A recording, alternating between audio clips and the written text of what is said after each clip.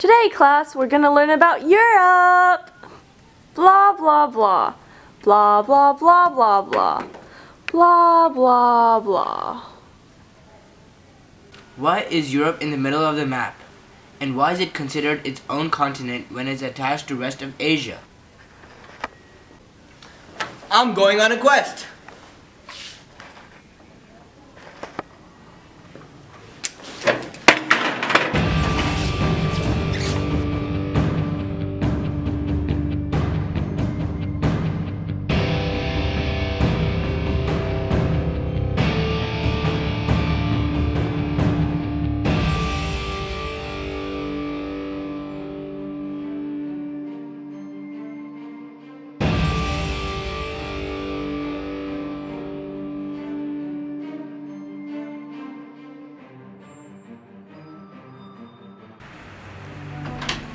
Oh, hey, Professor.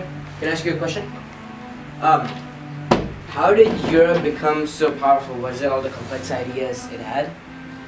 Not at all. While there were new ideas and technologies in Europe between the 1450s to the 1750s, Europe was just catching up with the rest of the world. During this time period, there was the Enlightenment and the Scientific Revolution. So, what was the scientific revolution and enlightenment? The Scientific Revolution, taking place between 1550 to 1700, was a time where increasing scientists' inventions, observations, and innovations challenged traditional church-taught views of the physical world. The Enlightenment took place between 1685 to 1815. Was a result of the scientific revolution. Through the Enlightenment, philosophers tried to explore the purpose of government. So, are there specific people involved in the scientific revolution and the Enlightenment? I always hear the great names of Sir Isaac Newton, Galileo, and that inventor John Locke. Let's see. Newton and Galileo took part in the scientific revolution. Newton discovered the force of gravity and the laws of motion, and he also invented the first basic microscope. Galileo was also an important mathematician, philosopher, and astronomer. Nicholas Copernicus's heliocentric theory stated that the sun was the center of the universe. Lastly, old John Locke. He was not an inventor, but an influential philosopher during the Enlightenment. John Locke believed that God helps mankind seek the search of truth. Wow, I didn't know that they accomplished those tasks. That sounds great. So why didn't the Enlightenment and the scientific revolution shift the power to Europe? Because these advancements were not unique to Europe. For example, during the Abbasid dynasty around 3,000 years ago, when Europe was still in the Dark Ages, there was a blossoming of knowledge in Islamic empires. There were also many advancements in mathematics and sciences. For example, scholars were performing basic medical operations and vaccinations on patients. Another civilization that was ahead of Europe was China. China had acquired many technologies during 600 CE to 1450 CE, which included the system of credit and paper money, which resulted in the removal of the barter system. They also developed paper, the compass, money, science, astronomy, the printing press, poetry, and transportation. So while it might have been a scientific revolution and an enlightenment in Europe, other parts of the world were already way ahead.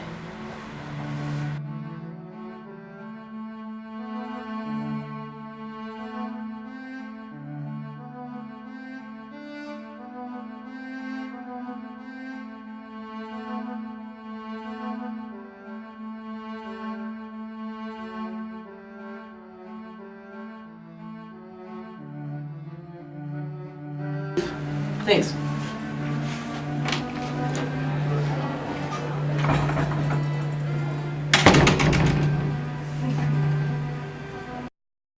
So, the Enlightenment and the scientific revolution didn't set Europe apart from the rest of the world, because Europe was just catching up. I am still curious about what did make Europe powerful. I'll go visit another professor and continue this quest for knowledge.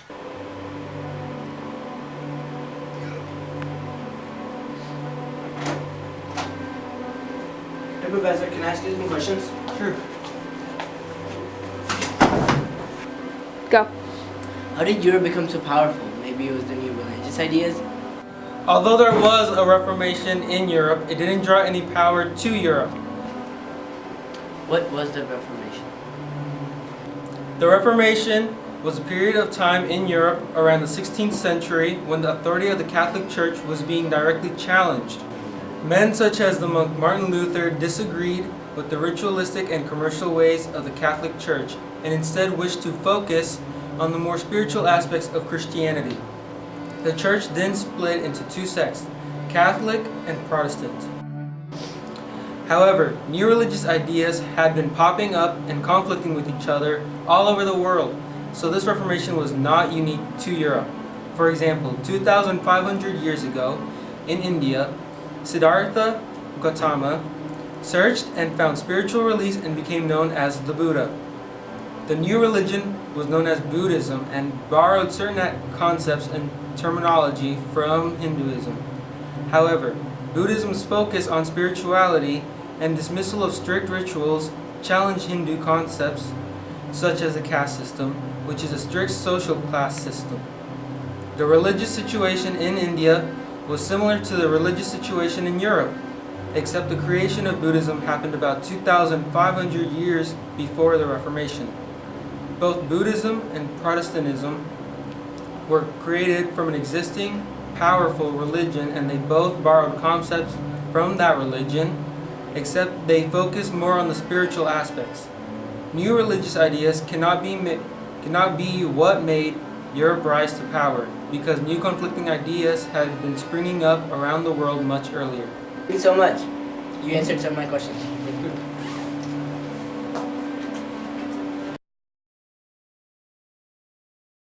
So, what did make Europe so powerful? The Enlightenment, the Scientific Revolution, and the Reformation were clearly just Europeans competing with and catching up with the rest of the world. I've got it. The Age of Exploration was what made Europe so powerful.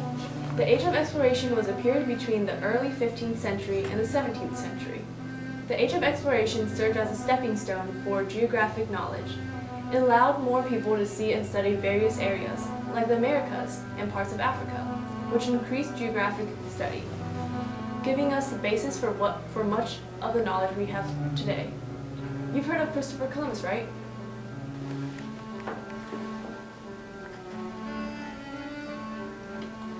Lando! I will find a faster trade route to Asia because I believe that the world is round. Wouldn't it be easier to sail west instead of sailing east like we've been doing all these years?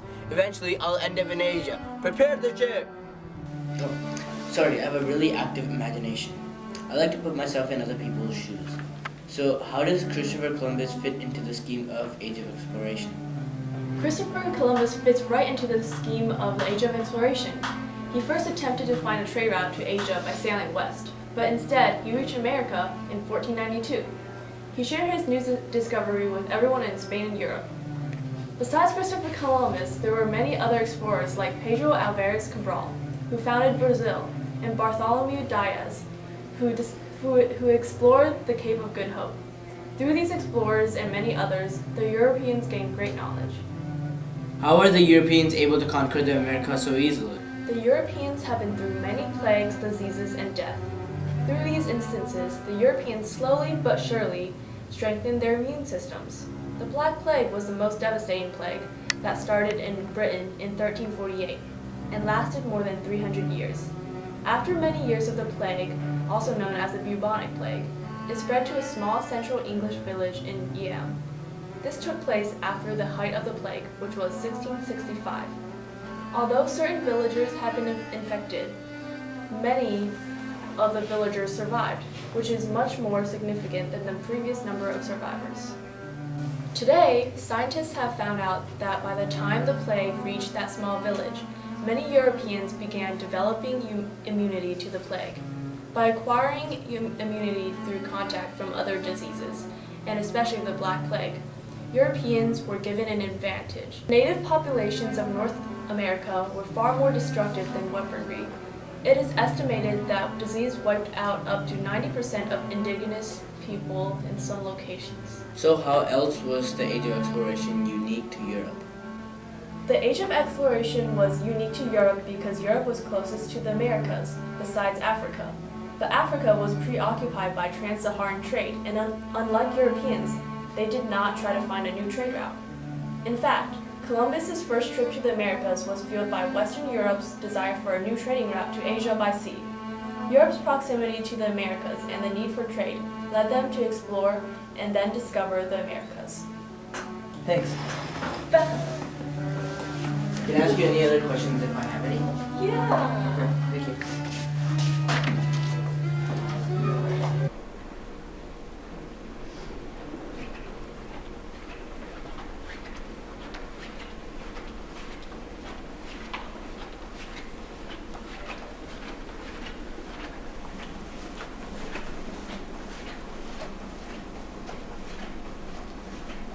Age of exploration was definitely unique to Europe as shown by the Black Plague, the geography, and the necessity for new trading routes.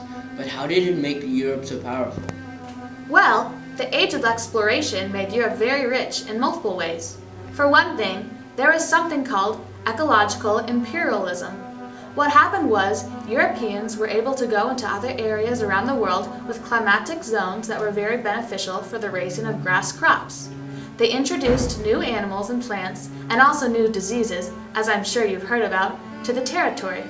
This extra farming land greatly contributed to Europe's economy. How interesting. Tell me more about the Age of Exploration. Eventually, Europeans set up new trading routes with the colonies they founded.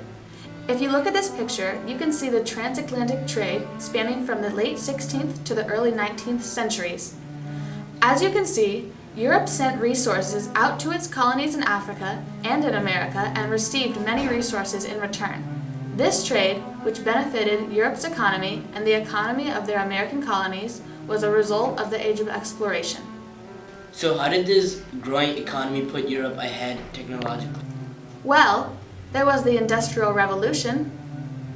What was the Industrial Revolution?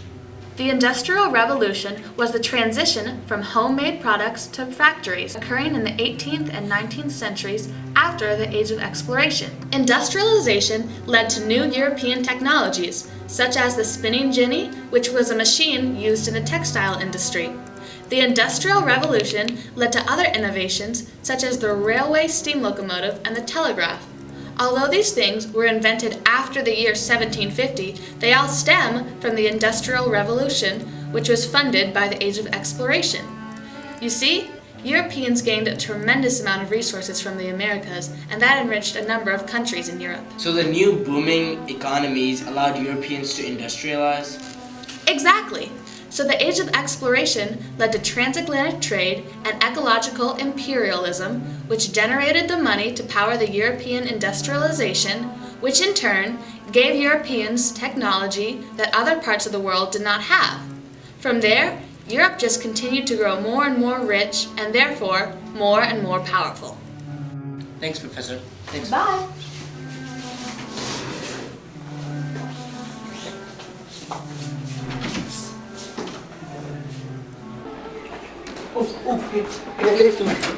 The scientific revolution, the Enlightenment, and the Reformation. Whoa, slow down, man. Okay, I'll start from the beginning.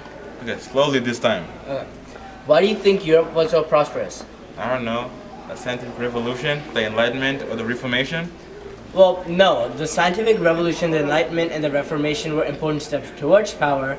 Europe was still walking the path already blazed by other parts of the world. The Age of Exploration was the leap that made Europe's economy soar, and from there it was the snowball effect, where like money and products from Age of Exploration made Europe more and more powerful. Nerd.